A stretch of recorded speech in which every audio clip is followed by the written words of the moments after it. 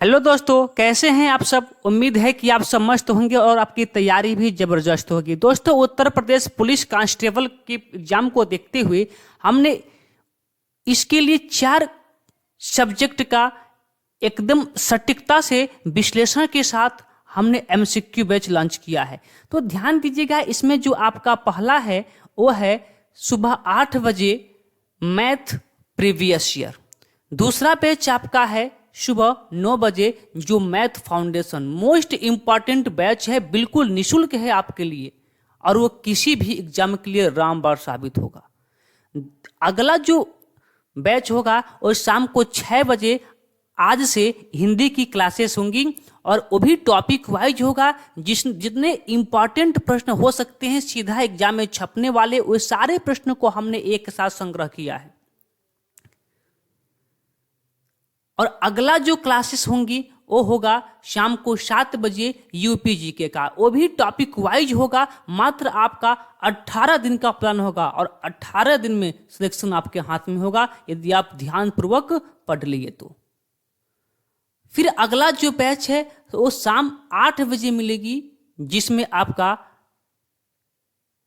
GS का practice set होगा। इतना बैच अभी फिलहाल चल रहा है। यदि आप अच्छे से पढ़ लेते हैं मुझे नहीं लगता है कि कोई प्रश्न बाहर जाएगा। रही बात रीजनिंग का, तो जैसे ही थोड़ा बहुत टाइम मिलता है उसके लिए कुछ हम सोचने का प्रयास करते हैं। फिलहाल अभी हिंदी पे ध्यान देते हैं और हिंदी में आपका आज का टॉपिक है वर्णमाला। वर्णमाला से जितने भी प्रश्न हो सकते हैं सीधा एग्जाम में छपने वाले, हमने उनको एक साथ रखा है और बिल्कुल सहज व सटीकता के साथ विश्लेषण करने का प्रयास करेंगे और आप लोग एकदम अच्छे से समझने का प्रयास कीजिएगा। तो आइए चलते हैं अपने पहले प्रश्न की ओर। कौन से शब्द में अनुनासिकता है, यानी कि मैं डायरेक्ट आपको एक ट्रिक बताता हूं कि वही ध्वनियां अनुनासिक होती हैं जहां पे आपको चंद्र बिंदु लगा दिख जाए। चंद्र बिंदु दिखे आप मान के आइएगा कि अनुनासिक होगा। ये आपका 100% क्या होगा, सत्य होगा। ऑप्शन नंबर सी क्या है आपका, बिल्कुल सत्य है। अगला बात देखिएगा, अगला प्रश्न कह रहा है कि किस वर्ण का उच्चारण स्थान कंठ और तालु दोनों से है। तो मैं एक बात बता दूं, देखिएगा आप यहाँ ए कहें या फिर ए कहें, ठीक है। इसका ए और ए कैसे मिलकर बनता है तो आपको पता होगा कि जब ओ और आ का मिलन किससे होता है कि ई और ई से होता है, तो क्या बनता है आपको, ए बनता है, ठीक है। अब जो ओ और या का उच्चारण स्थान है वो होता है कंठ और ई का उच्चारण स्थान क्या होता है, तालु। क्या होता है, तालु। इसीलिए ए और ए जो होता है कंठ और तालु दोनों से होता है, इसलिए इसे कंठ तालव्य ध्वनियां भी कहा जाता है। तो ऑप्शन कौन सा सही हो जाएगा, डी। चलिए अगले प्रश्न की ओर। अगला प्रश्न कह रहा है, प्रश्न नंबर 3 कह रहा है कि ए के उच्चारण स्थान का नाम बताइए। सेम प्रश्न हमने क्या बताया, कंठ और तालव्य। ओ और ई से मिलके बना होता है। ओ आपका कंठ का होता है और ई आपका तालव्य होता है, इसलिए जो डी नंबर ऑप्शन है कंठ तालव्य, यही आपका सही उत्तर हो जाएगा। अगला प्रश्न कह रहा है कि स्वर ए और ए का उच्चारण स्थान क्या है, तो आपको पता है क्या है, कंठ तालव्य है, ठीक है। चलिए अगला प्रश्न देखिए, कह रहा है कि मात्रा के आधार पर स्वर कितने प्रकार के होते हैं। तो जो मात्रा के आधार पर स्वर होते हैं वो आपका 3 प्रकार के होते हैं। कितने प्रकार के होते हैं, 3 प्रकार के होते हैं। अगला चलिए, कौन कौन। एक होता है अमात्रिक शब्द स्वर, एक अमात्रिक और एक मात्रिक, और अगले का नाम आप बताएंगे ताकि हमने पढ़ा चुका है तो एक और आप हमें बताएंगे। बात क्लियर है, तो अगले प्रश्न की ओर चलिए। अगला कह रहा है कि वर्ण तालिका के अनुसार ह्रस्व, दीर्घ और प्लुत क्या है। तो जो वर्ण तालिका के अनुसार जो आपका ह्रस्व है, दीर्घ है और प्लुत है, वो सब क्या हैं, स्वर होते हैं। ह्रस्व स्वर और दीर्घ स्वर, ठीक है। बात क्लियर, तो चलिए अगले प्रश्न की ओर चलते हैं। प्रश्न नंबर 7 कह रहा है कि जिनकी ध्वनियां केवल मुख से निकलती हैं वह क्या कहलाते हैं। ध्यान दीजिएगा, ये मोस्ट इंपॉर्टेंट प्रश्न है। एक तो बात हमने आपको सिखा रखा था पहले क्वेश्चन में कि जिसमें आपका चंद्र बिंदु दिख जाए वह ध्वनियां क्या होती हैं, अनुनासिक होती हैं। बात क्लियर था। और अनुनासिक में सबसे अधिक जो निकलती है हवा वो नाक से निकलती है, लेकिन जिसमें केवल मुख से ध्वनियां निकलती हैं उसे कहा जाता है निर्नासिक। ऑप्शन नंबर डी आपका सही उत्तर है। अगला प्रश्न, प्रश्न नंबर 8 का रहा है कि कंठ तालव्य कौन सा है। वही कंठ तालव्य कौन है, ए और ए है। बात क्लियर। अगला प्रश्न करें कि ए और ए का उच्चारण स्थान क्या है, तो आपको पता है कौन सा है, कंठ तालव्य। ऑप्शन नंबर सी है। अगला प्रश्न कह रहा है कि निम्नलिखित में कंठ ध्वनियां कौन है। ध्यान दीजिएगा, जो कंठ ध्वनियां होती हैं वो जो भी आपका अस्पर्श व्यंजन है, अस्पर्श व्यंजन का जो को वर्ग होता है, को, खो, गो, घो, अंग, ये जो स्पर्श व्यंजन के 5 ध्वनियां होती हैं वो उच्चारण स्थान उसका कंठ होता है, इसलिए उसे कंठ ध्वनियां कहा जाता है। प्रश्न नंबर 11 का रहा है कि हिंदी में से हिंदी की कंठ ध्वनियां है। तो अभी हमने बताया कि कंठ ध्वनियां कौन कौन सी होती हैं, तो जो भी आपका को वर्ग होता है, ठीक है, को वर्ग होता है वो आपका कंठ ध्वनियां होती है। उसके साथ साथ जो ओ और आ होता है वो भी कंठ ध्वनियां होती है, लेकिन यहाँ पे कुछ नहीं दिया है, न ही को वर्ग दिया है, न ही ओ और आ दिया है, लेकिन यहाँ पे आपका हो दिया है, तो हो भी आपका कंठ ध्वनियां हो जाएगा। कह कि घो का उच्चारण स्थान क्या है, तो हमने क्या बताया, को, खो, गो और घो, अंग, ये 5 का उच्चारण स्थान क्या होता है, कंठ होता है, इसलिए आपका प्रश्न नंबर 12 का बी नंबर आपका सही हो जाएगा। घो का उच्चारण स्थान क्या हो जाएगा, कंठ हो जाएगा। अगला प्रश्न करें कि निम्न में से कंठ वर्ण है, कंठ वर्ण कौन कौन सा होता है, तो अभी हमने बताया था कि ओ होता है, आ होता है, और जितने को वर्ग होते हैं वह होता है, साथ में हो होता है और साथ में विसर्ग भी होता है। ऑप्शन नंबर बी आपका सही उत्तर है। अगला करा है कि निम्न में से कंठ वर्ण कौन सा है, तो जो आपका यहाँ देखिएगा मिस्टेक हो गया है, जो आपका ओ है वो क्या है, कंठ वर्ण होगा। कंठ वर्ण कौन कौन होता है हमने बताया, कौन कौन, को वर्ग, साथ में ओ और आ, साथ में क्या हो, और साथ में क्या आपका विसर्ग। चलिए अगले प्रश्न की ओर। अगला प्रश्न कर रहा है कि स्वध्वनिया का उच्चारण स्थान क्या है। जो स्वध्वनिया होता है उसका उच्चारण स्थान क्या होता है, तालु होता है, यो का भी और शो का भी, ठीक है, और जितने चो वर्ग होते हैं, ठीक है, उन सभी का उच्चारण स्थान तालु होता है।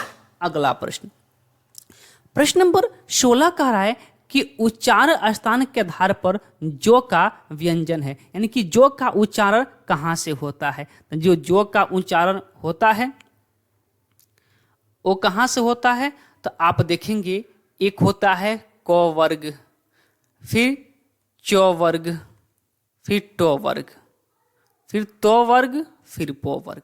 आप देखिए इसमें जो कहाँ आता है, तो जो किस में आएगा, चो, छो और जो, यही आता है, चो, छो, जो। तो इसका होता है कंठ से, इसका होता है तालु से, इसका होता है मूर्धा से, इसका होता है दंत से, और इसका होता है ओठ से।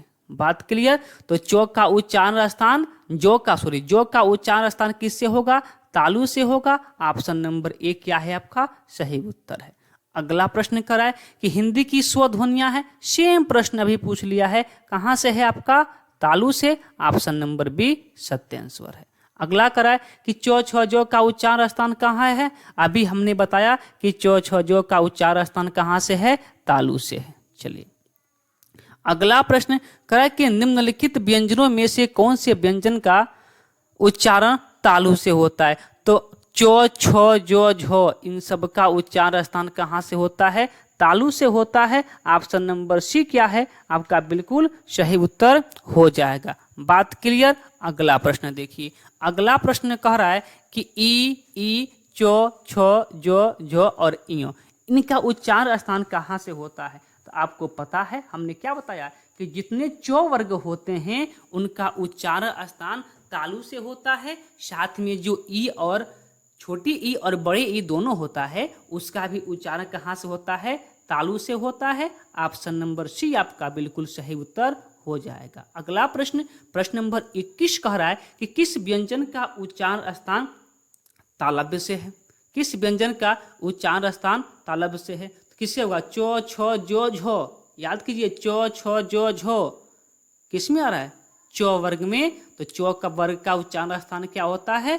तालु होता है। अगला प्रश्न कर रहा है कि यो का उच्चारण स्थान कहाँ से होता है? तो जो यो सो, हमने क्या बताया था कि यो और सो, यस और सो, इनका उच्चारण स्थान कहाँ से होता है? तो हमने आपको बता रखा है तालु से होता है। कहाँ लिखा है तालु? एक मिनट, कहाँ लिखा है? डी पे। हाँ, डी पे लिखा है, यही आपका सही उत्तर हो जाएगा। अगला करा है प्रश्न नंबर 23, सो का उच्चारण स्थान। तो सेम प्रश्न अभी हमने बताया तालु। ठीक है। अगला प्रश्न कह कि निम्न में से तालव्य ध्वनियां हैं। कौन कौन से तालव्य ध्वनियां हैं? तभी यो और शो, ये सब क्या है? तालव्य ध्वनियां हैं। तालव्य ध्वनियां कौन कौन होगा? तो चो वर्ग, साथ में क्या? यस, यो और सो, और साथ में छोटी ई और बड़ी, ये सभी क्या है? तालव्य ध्वनियां हैं।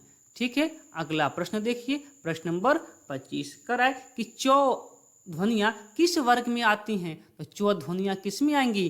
तालव्य में आएंगी। ऑप्शन नंबर इसका सी क्या है? सही आंसर हो जाएगा। अगला कह रहा है कि ई का उच्चारण स्थान कहाँ से है? तो ई का उच्चारण स्थान, अब ध्यान दीजिएगा, यहाँ आप फंस सकते हैं, लेकिन मैं एक बात बता दूं कि यह प्रश्न आपका थोड़ा सा मिस्टेक, सॉरी, नहीं, ठीक है, यो नहीं है, ये क्या है आपका? डो है। डो है ना? थोड़ा सा स्पष्ट नहीं हो रहा है, टाइपिंग थोड़ा इरर हो गया है, लेकिन शायद यदि डो होगा तो फिर क्या होगा? मूर्धन्य होगा। इस प्रश्न को इसलिए करते हैं क्योंकि स्पष्ट रूप से नहीं दिख रहा है कि डो है कि ई है। यदि ई होगा तो फिर ये क्या होगा? ऑप्शन गलत सेट हो गया होगा। ठीक है, कोई दिक्कत नहीं। अगले प्रश्न की ओर कह रहा है कि हिंदी की मूर्धन्य ध्वनियां हैं, यानी कि कौन कौन सी ध्वनियां मूर्धन्य ध्वनियां होती हैं? तो जो टो वर्ग होता है, टो, ठो, डो, ढो और इयो, ये क्या होती है? मूर्धन्य ध्वनियां होती हैं। अगला कह रहा है कि जिनका उच्चारण स्थान ऊपर के दांतों पर जीभ लगने से होता है उसे क्या कहते हैं? तो जिनका उच्चारण स्थान जब जीभ दांत को छूता है, जीभ दांत को छूता है, जैसे हम कहें कि टो, टो, ठो, डो, ढो, या फिर आप याद रखेंगे एक ट्रिक, अभी हमने क्या बताया? को, चो, टो, तो, पो। अब इसी में देख लीजिएगा, को आप बोल के देखिए, को पूरा आवाज आपका कंठ से आता है। आप बोल के देखिए चो, पूरा आवाज चो, चो, जीभ उल्टा होके तालु में सट रहा है, तो कौन सा ध्वनिया होगा? तालव्य ध्वनिया होगा। टो, टो, देखिए दांत के हल्का सा ऊपर जाके जीभ उल्टा होके सट रहा है, इसे कहते हैं मूर्धन्य ध्वनिया। ठीक है। जो तो होता है, तो बोल के देखिए, तो, थो, दो, धो, दांत सीधे जीभ पे, सॉरी, जीभ सीधे दांत पे आके सट रहा होगा, इसलिए इसे कहते हैं दंत्य ध्वनिया। जो पो होता है, बोल के देखिए, पो, फो, बो, बिना ओठ सटे आप इसको नहीं बोल सकते हैं, इसलिए इसे कहा जाता है ओठ ध्वनिया। तो हमसे क्या पूछा था कि ऊपर के दांत पर जब जीभ जाके सटती है तो उसे क्या कहते हैं? दंत ध्वनिया कहते हैं। ऑप्शन नंबर बी क्या हो जाएगा? आपका सही उत्तर हो जाएगा। अगला प्रश्न कहे कि निम्न में से दंत ध्वनियां हैं। कौन कौन से दंत ध्वनियां हैं? अभी हमने बताया, याद रखिएगा, को, चो, टो, तो, पो। जितने आपके तो वर्ग के होंगे वो सभी आपके क्या होंगे? दंत ध्वनियां होंगे। तो ही दे दिया है, तो क्या होगा आपका? दंत ध्वनिया होगा। बात क्लियर है? बात क्लियर है? तो आगे चलिए। आगे कह रहा है कि निम्नलिखित में से कौन मूर्धन्य ध्वनियां नहीं है।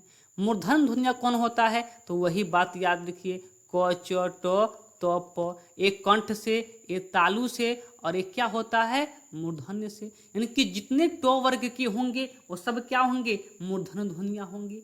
तो ट, ठ, ड, ढ ये सभी क्या हैं, मूर्धन्य ध्वनियां हैं।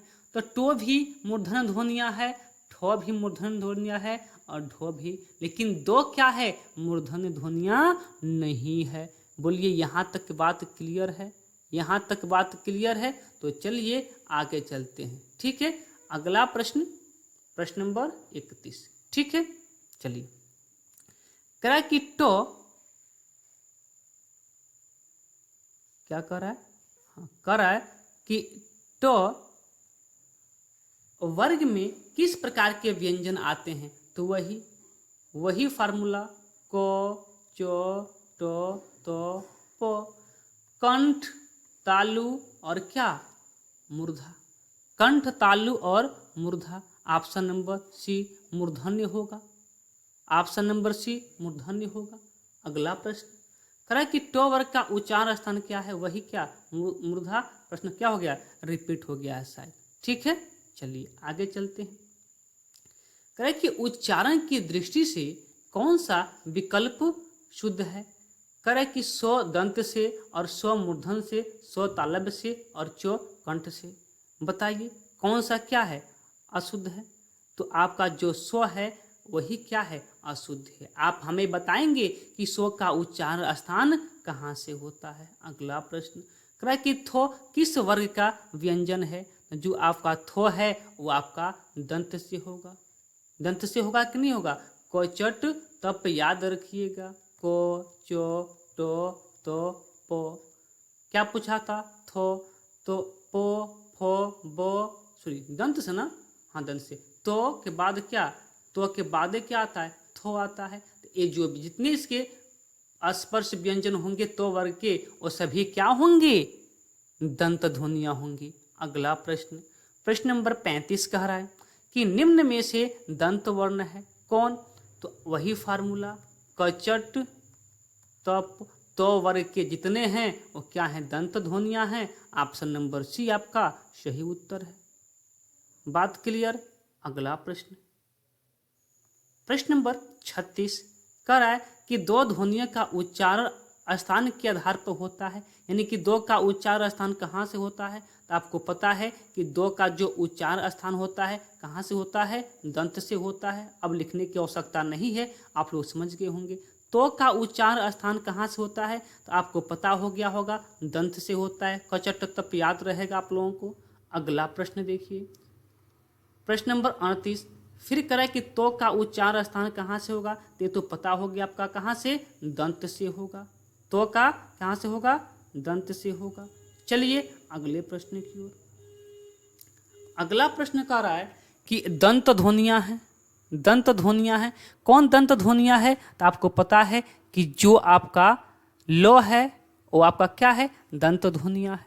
अगला प्रश्न कह रहा है कि हिंदी की ओष्ठ व्यंजन ध्वनियां हैं। तो ओष्ठ व्यंजन ध्वनियां इसमें से कौन है, यानी कि जिनका उच्चारण ओठ से होता है। तो आपको पता है कि भो है। क्यों पता होगा, कि वही बात कचट तप, ठीक है। तो प वर्ग जितने प वर्ग में आते होंगे, प फ ब भ जितने भी आते होंगे वो सभी क्या हैं, ओष्ठ ध्वनियां हैं। ऑप्शन नंबर सी सही है।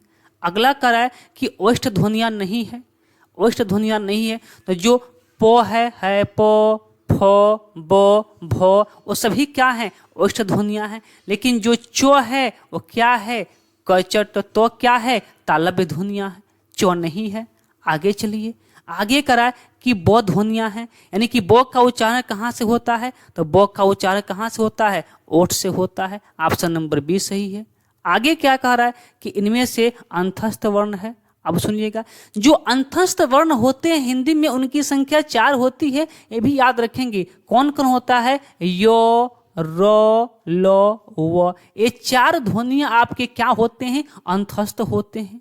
तो इसमें से कौन होगा अंतस्थ, तो आपको पता होगा कि जो वो है वो क्या है, अंतस्थ है। फिर कह रहा है कि अंतस्थ व्यंजन क्या है, कौन कौन से अंतस्थ व्यंजन होता है, तो यो, रो, लो, वो, ये 4 अंतस्थ व्यंजन होते हैं। कहाँ कहाँ दिया है, तो तीनों को दिया है, यो, रो, यो, वो, रो। ऑप्शन नंबर सी आपका सही विकल्प है। आगे कह रहा है कि अर्धस्वर है, तो यो और वो को हम लोग अर्धस्वर कहते हैं। ये भी बात याद रखेंगे कि यो और वो को क्या कहते हैं, अर्धस्वर कहते हैं। बात क्लियर, ऑप्शन नंबर ए सही है। 46 कह रहा है कि इनमें से कौन सा वर्ण अस्पर्श व्यंजन नहीं है, तो कहीं देखिए कचट, क, च, ट, त, प, इसमें प्रत्येक इसके आगे आने वाले 5 वर्ण को लिखिए, कहीं भी यो नहीं आएगा, इसलिए यो आपका क्या है, सही आंसर है। आगे देखिए, कह रहे कि इनमें से कौन सी ध्वनियां अंतस्थ नहीं है, वही बात, यो, रो, लो, वो, ये क्या होती हैं, आपकी अंतस्थ ध्वनियां होती हैं। तो इसमें से कौन आपकी अंतस्थ ध्वनियां नहीं होगा, वो होगा, रो होगा, लो होगा, लेकिन वो नहीं होगा। ऑप्शन नंबर क्या है, बी सही है। अगला कह रहा है कि निम्न में से अर्धस्वर होंगे, तो अर्धस्वर किसको कहा जाता है, यो और वो को अर्धस्वर कहा जाता है। कौन सही है, ए सही है। आगे आइए, कह रहा है कि सही विकल्प चुनिए। कह रहा है कि यो और वो ध्वनियां अर्धस्वर कहलाती हैं, ये तो बात पक्का है, बात खत्म, यही आपका सही हो जाएगा। अगला प्रश्न देखिए, कह रहा है कि निम्नलिखित में से कौन अंतस्थ व्यंजन है। ये अंतस्थ कौन कौन होता है, यो, रो, लो, वो, ये 4 गो अंतस्थ होते हैं। तो कौन है, ध्यान दीजिएगा, थोड़ा सा ऑप्शन हमसे मिस्टेक सिर्फ हो गया होगा। यहाँ आप इसको कर लेंगे क्या, रो, इसको हटा के आप लोग क्या कर लेंगे, या इसको रो मत कीजिए, इसको कर लीजिए आप 2, चलिए कुछ भी कर लीजिए, मतलब इन 4 के अलावा कुछ भी कर लीजिए, कोई दिक्कत नहीं। तो ऑप्शन कौन सही है आपका, लो आपका अंतस्थ व्यंजन है। ऑप्शन नंबर ए क्या है आपका, सही है। 51 नंबर प्रश्न कह रहा है कि प, फ, ब, भ, म व्यंजन होते हैं। जो आपका प, फ, ब व्यंजन होते हैं, वो कहाँ से इसका उच्चारण होता है, यही पूछ रहा है। तो देखिए याद रखिए, क, च, ट, त, प। प कहाँ से होता है, तो आपको कंठ, तालु, मूर्धा, दंत, ओष्ठ, कहाँ से, ओष्ठ। ऑप्शन नंबर बी क्या है, सही आंसर है। बोलिए बात क्लियर है, बात क्लियर हो तो मैं आगे चलूं। चलिए अगला प्रश्न, 52 कह रहा है कि निम्न में से ओष्ठ वर्ण कौन सा है, तो कौन सा ओष्ठ वर्ण होगा, तो जो आपका देखिए ओष्ठ वर्ण क्या होता है, उ और उ, ये दोनों उ क्या होते हैं, आपका ओष्ठ वर्ण होते हैं। तो कौन सही है आपका, इसमें से डी सही है। ऑप्शन नंबर डी क्या है, सत्य है। अगला प्रश्न कह रहा है कि हिंदी वर्णमाला में अंतस्थ व्यंजन कौन होता है, तो य और ल आपका क्या होता है, अंतस्थ व्यंजन होता है। कह रहा है कि निम्न में अंतस्थ व्यंजन कौन सा है, जो वो है आपका अंतस्थ व्यंजन है। अगला प्रश्न कह रहा है कि निम्न में से अंतस्थ व्यंजन कौन सा है, जो आपका यो है, अंतस्थ व्यंजन है। आगे चलिए, कह रहा है कि य और ल किस प्रकार के व्यंजन है, तो अंतस्थ व्यंजन है। आगे चलिए, कह रहा है कि हिंदी वर्णमाला में ऊष्म व्यंजन कौन से, ये बात देखिए। तो जो ऊष्म व्यंजन होते हैं वो जो तीनों सौ दिखते हैं आपको, यही तीनों सौ दिखते हैं ना, ये तीनों सौ और हो, ये 4 गो क्या होते हैं, आपके ऊष्म व्यंजन होते हैं। 4 गो आपके अंतस्थ व्यंजन और 4 गो आपके ऊष्म व्यंजन। तो तीनों सौ और हो क्या होते हैं, आपके ऊष्म व्यंजन होते हैं। ऑप्शन नंबर डी आपका बिल्कुल सही उत्तर है। अगला प्रश्न, प्रश्न नंबर 58 कराए कि निम्न में महाप्राण व्यंजन कौन सा है। अब लीजिए, तो देखिए व्यंजन के प्रकार में एक होता है आपका अल्प प्राण, सुनिएगा ध्यान से, अल्प प्राण, और एक होता है महाप्राण। ठीक है, सुनिएगा। तो जितने वर्ण स्पर्श व्यंजन की यहां पे बात होगी, तो स्पर्श व्यंजन का जो पहला, तीसरा और पांचवा, पहला, तीसरा, पांचवा, यानी कि जो विपरीत स्थान पे होते हैं, परिस्थितियां उन्हीं की विपरीत होती हैं, वही अल्प होता है, वही अल्प प्राण होता है, जिसकी परिस्थितियां क्या होती हैं, विषम होती हैं, परिस्थितियां विषम होने का मतलब है कि जो विषम स्थान पे होते हैं। ठीक है, महाप्राण, महान कौन होता है जिसकी परिस्थितियां क्या होती हैं, सम होती हैं, वो क्या होता है, महान होता है। कहने का मतलब क्या है, देखिए क वर्ग है तो आप लिखते हैं क, ख, ग, घ, अंग, ये लिखते हैं ना। मैं एक बार समझा देता हूँ। फिर क्या लिखते हैं, चो, छो, जो, झो, यो। फिर लिखते हैं टो, ठो, ऐसे मतलब लिख जाते हैं। बस इतना ही समझ लीजिए। तो 1, 3, 5 यानी कि 1, इसको 2 कहते हैं, इसको 3 कहते हैं, इसको 4 कहते हैं, इसको 5 कहते हैं ना।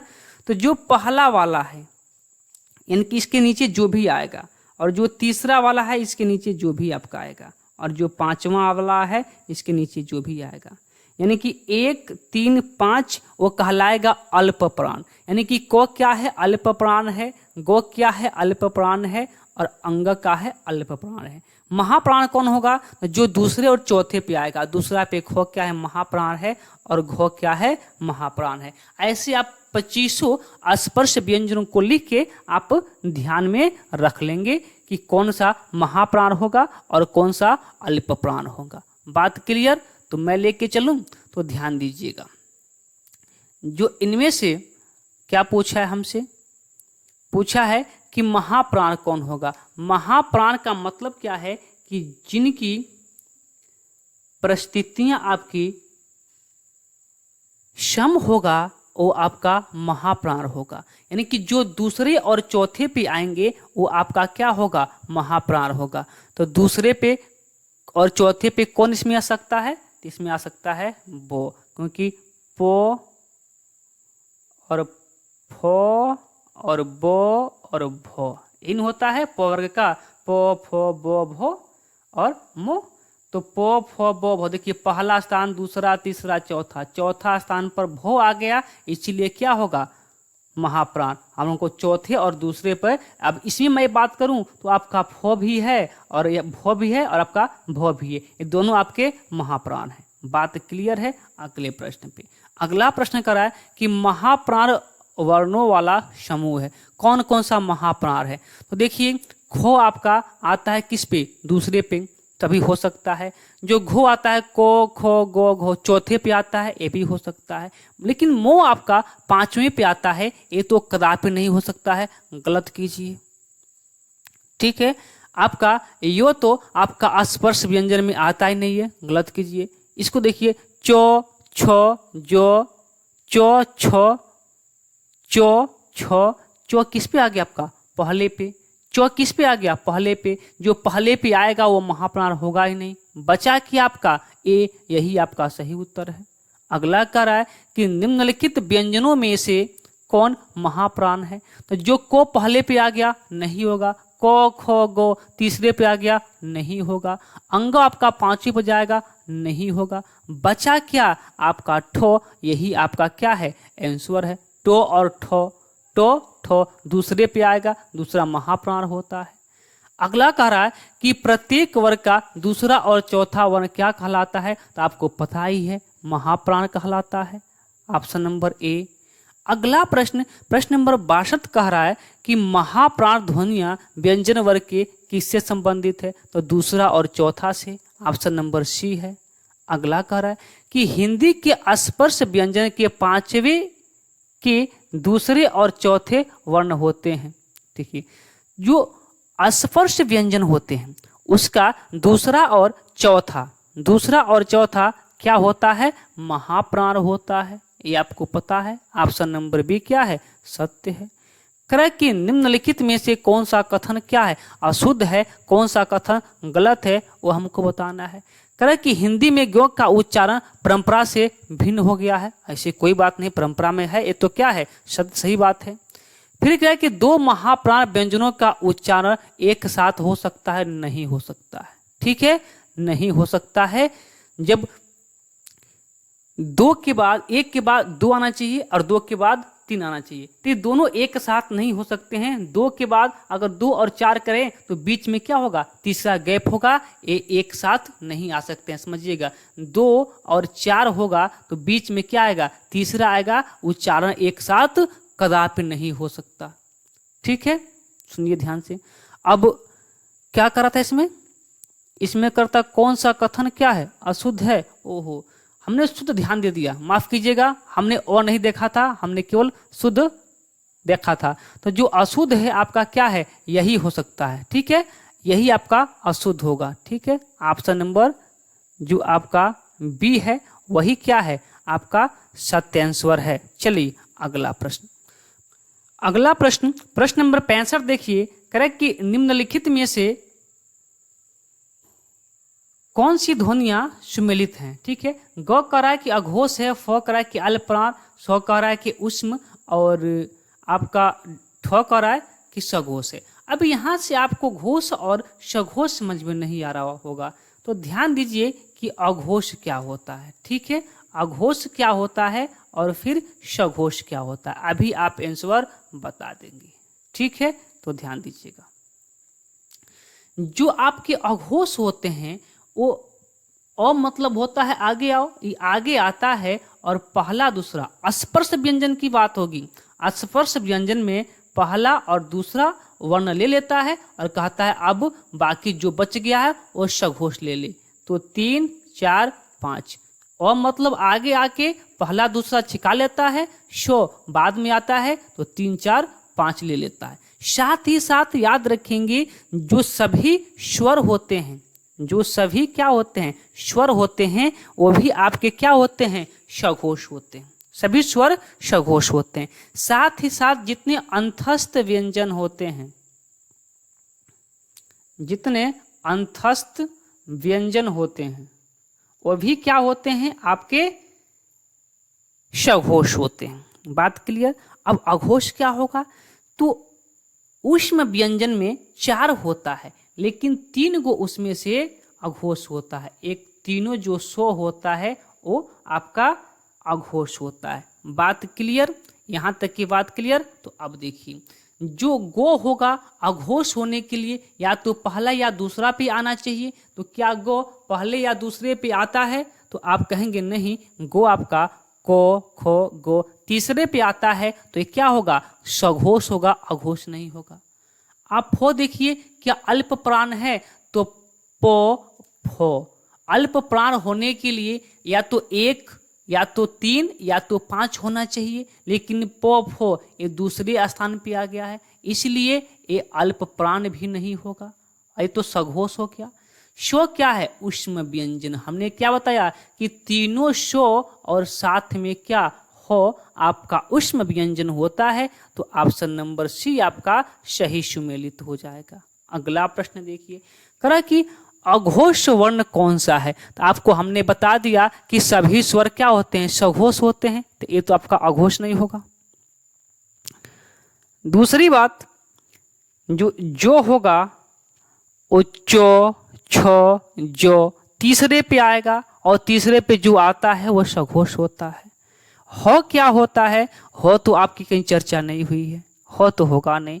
जो शो है, अभी हमने क्या बताया था कि तीनों शो आपका अघोष होता है, तो ऑप्शन नंबर डी आपका सही उत्तर है। अगला कह रहा है कि निम्न में से अघोष वर्ण कौन सा होगा। तो अघोष कितने पे आना चाहिए, पहले और दूसरे पे। तो आपका पहला ही दिया है क्या, पो, पहले पे आ गया पो, अब पहला पे तो आना चाहिए घोष, तो यही क्या आपका सही उत्तर है। अगला कह रहा है कि निम्न में से कौन सा वर्ण अघोष है। अघोष होने के लिए किस पे आना चाहिए, पहले या दूसरे पे। तो देखिए अब बोले चो, किस पे, चो, चो पहला पे आ गया, और अघोष वही होता है जो पहले और दूसरे पे आता है। अगला प्रश्न देखिए, कह कि निम्न में से कौन सा वर्ण अघोष है। अघोष होने के लिए पहले पे आना चाहिए और या तो दूसरे पे आना चाहिए। अब बोलिए को पहले पे आ गया, तो यही आपका क्या है, अघोष है। आगे देखिए, कह कि निम्न में से घोष वर्ण कौन सा होता है। आप कहेंगे कि हम पढ़े हैं कि घोष होता है, सॉरी अघोष होता है और क्या होता है, सघोष होता है। तो जो सघोष होता है उसी को घोष कहते हैं। ठीक है, तो जो सघोष कौन सा होता है अर्थात घोष कौन सा होता है, जो तीसरे चौथे और पांचवें पे आता है। तो देखिए जो चो छो जो ये तीसरे पे आ गया तो आपका क्या हो जाएगा, सघोष हो जाएगा। क्या हो जाएगा, सघोष हो जाएगा। ऑप्शन नंबर ए क्या आपका सही उत्तर है। अगला प्रश्न नंबर 71 कह रहा है कि सघोष वर्ण कौन सा है, जो तीसरे चौथे पांचवें पे आएगा वो क्या है, सघोष है। तो अब देखिए पो पहले पे आता है, पो वर्ग में पहले पे आता है, नहीं होगा। अगला देखिए, आप बताइए कि थो किस पे आता है। आप थो कहेंगे कि तो थो दूसरे पे आ जाता है, तो वर्ग में तो और थो दूसरे पे, और दूसरा क्या होता है, अघोष होता है, ये भी सघोष नहीं होगा। वो देखिए वो किस पे आएगा, तो देखिए वो किस वर्ण का है आप हमें बता सकते हैं। वो किसका होगा, चो छो नहीं, तो थो पो फो बो, ठीक है, हाँ पो फो बो, पो वर्ग का है, तो पो फो और बो तीसरे पे आ रहा है, और सघोष होने के लिए तीसरे पर ही आना चाहिए। तो ऑप्शन कौन सा, ऑप्शन नंबर सी आपका सही उत्तर हो जाएगा। कह कि अयोगवाह कहा जाता है, अयोगवाह किसको कहा जाता है, तो अयोगवाह कहा जाता है विसर्ग को। किसको, विसर्ग को अयोगवाह कहा जाता है। अगला प्रश्न कह रहा है कि अयोगवाह कहा जाता है किसको। अब देखिए अनुस्वार एवं विसर्ग को, किसको, अनुस्वार एवं विसर्ग को क्या कहा जाता है, अयोगवाह कहा जाता है। Option number b. अगला प्रश्न कह रहा है कि हिंदी भाषा में कुल वर्ण लिपियां हैं। देखिए हिंदी भाषा में कितनी वर्ण लिपियां हैं, तो आपको पता होगा कि हिंदी भाषा में कुल वर्ण लिपियां जो हैं वह आपकी हैं 33। ठीक है, 33। ठीक है, चलिए अगला देखिए 33 कैसे, केवल आपका व्यंजन की बात हो रही है, ध्यान देंगे। अब ये नहीं कि आप कह दें 56, ठीक है, या फिर कह दें आप 52, ठीक है। 52 तो आपका किस पे होता है, लिखने के आधार पे होता है, उच्चारण के स्थान पे होता है 52 और लिखने के आधार पे होता है 56। लेकिन स्वर के व्यंजन की बात हुआ यहाँ पे तो 33। अगर आप कहते कि टोटल वर्ण की बात हुआ है तो आप कह दीजिए कितना, 56। तो क्या 56 इसमें है, तो आपका इसमें 56 नहीं है। फिर अगर आप एक बात और कह सकते हैं कि आपका सी 52 हो सकता है, हाँ 52 हो सकता है। मेरे अनुसार 52 ही होना चाहिए, क्योंकि केवल इसमें कहीं नहीं कहा है कि व्यंजन कहाँ कितना होना चाहिए, तो आप इसको 52 ही कह सकते हैं, कोई दिक्कत नहीं है। ठीक है, आप इसको आप करेक्ट कर लेंगे, क्योंकि कहीं इसमें व्यंजन की बात नहीं हुआ ना, कुल की बात हुआ है। तो आप क्या कहेंगे इसमें 52, ठीक है, 52 होते हैं। ठीक है, आप कतई नहीं कहेंगे कि 49 होता है। ठीक है, आगे चलते हैं। ठीक है, 52 होता है। अगला प्रश्न देखिए, प्रश्न नंबर आपका 75 कह रहा है कि जिन ध्वनियों की गणना न स्वर में की जाती है और न व्यंजन में, उसे क्या कहा जाता है। तो जिनकी गणना न स्वर में किया जाता है और न व्यंजन में, उसे कहा जाता है अयोगवाह। ऑप्शन नंबर डी क्या है, सही उत्तर है। अगला प्रश्न कह रहा है कि हिंदी वर्णमाला में अंग और अह क्या होते हैं, तो होता है अयोगवाह। आप संयुक्त व्यंजन बता सकते हैं, तो इनकी भी संख्या 4 होती है। कौन कौन होता है, तो आपको पता है, छ होता है, त्र होता है, ज्ञ होता है, और एक श्री वाला श्रो होता है। ठीक है, ये 4 वर्ण क्या होते हैं, आपके संयुक्ताक्षर होते हैं, संयुक्त व्यंजन होते हैं। अगला प्रश्न कह रहा है कि ऐसी कौन सी 2 मात्राएं हैं, ऐसी कौन सी 2 मात्राएं हैं जिनका प्रयोग न तो किया जाता है, जिनका प्रयोग तो किया जाता है, माफ कीजिएगा, जिनका प्रयोग तो किया जाता है किंतु उसका समावेश स्वर में नहीं होता है। अभी सेम प्रश्न बताया गया था, क्या नो स्वर में और नो व्यंजन में इनकी काउंटिंग किसी में नहीं होती है, इनकी काउंटिंग अयोगवाह के तौर पे होती है। अगला प्रश्न कर रहा है कि अयोगवाह वर्ण कौन से हैं, तो कौन है, अंग और अह आपके अयोगवाह वर्ण है। अगला देखिएगा कह रहा है कि वो वर्ण है, वो वर्ण है, तो वो वर्ण कैसा होगा, दंतोष्ठ होता है ना, दंतोष्ठ होता है, ठीक है, वह क्या होता है, दंतोष्ठ होता है। ऑप्शन नंबर बी सत्य है। अगला प्रश्न देखिएगा, लास्ट प्रश्न कह रहा है कि प्रो में पूर्ण वर्ण कौन सा है। प्रो, आप जब ऐसे वर्ड आता है ना तो आप इंग्लिश लिखिएगा इसका। देखिए प्रो का लिखेंगे PRA, ठीक है। जैसे हम लिखें प्रेम, समझिएगा हम लिखें प्रेम, तो प्रेम को इंग्लिश में कैसे लिखेंगे आप, PREM लिखेंगे ना। तो अब देखिए मात्रा किस में है, रो पे है, तो पूरा कौन सा होगा, और रो यहाँ होगा, ठीक है, रो पूरा होगा, पो आधा होगा। वैसे आप लिखेंगे प्रो तो PRA, आर के बाद मात्रा है, यानी कि आर क्या है, पूरा है, और पो क्या है, आधा है। ऑप्शन नंबर ए क्या हो जाएगा, सही हो जाएगा। तो देखिए वर्णमाला से हमने टोटल 80 प्रश्न रखा था, ठीक है। मोस्ट इंपॉर्टेंट प्रश्न हमने पूरे चैप्टर को कवर करने का प्रयास किया है, और ऐसा मुझे उम्मीद है कि वर्णमाला से अब कोई भी प्रश्न आएगा आपका गलत नहीं हो सकता है, ठीक है। तो कल के क्लास में हम लोग पढ़ेंगे कौन सा टॉपिक, विराम चिन्ह, ठीक है। हिंदी में जितने चिन्ह होते हैं उससे अब तक जो भी प्रश्न आने की संभावना होगी आपके एग्जाम में, उन सभी प्रश्नों को हम एक साथ संयुक्त करने का प्रयास करेंगे, ठीक है। तो मुझे उम्मीद है कि आपकी आज की क्लास आप लोगों को बेहतर लगी होगी। यदि बेहतर लगी होगी तो आप मुझे जरूर बताएंगे। तो चलिए फिर आज के क्लास को यहीं पे रोक देते हैं, फिर कल मिलते हैं एक अलग टॉपिक के साथ। तब तक के लिए धन्यवाद।